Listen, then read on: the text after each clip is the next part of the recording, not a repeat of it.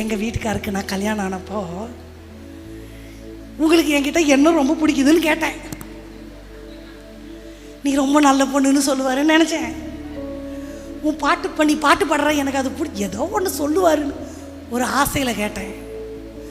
அவர் என் மூஞ்சியை கூட பார்க்கல, எதையோ புக்கு படிச்சுட்டு இருந்தார். திருப்பிட்டு எனக்கு உங்கள் அப்பாவை ரொம்ப பிடிக்கும்னாரு. சொல்லிடாதீங்க அவர்கிட்ட. எங்கள் அப்பாவை பிடிக்கணும், எங்கள் அப்பா போய் கல்யாணம் கட்டிக்க வேண்டியது தானே. இது வரைக்கும் வந்துச்சு, கேட்கல. அப்போ இந்த சிப்பூர் ஆளுக்கு எப்படி இப்படி ஒரு குணம்னு எனக்கு புரியவே இல்லை. Number 1, understanding. இதுதான் அவங்க கேரக்டர்.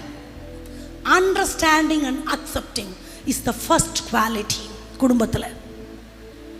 அதுதான் அவங்க. அப்படியே அவங்க எப்படி இருக்கிறாங்களோ அவங்கள நான் ஏற்றுக்கொள்ளணும்.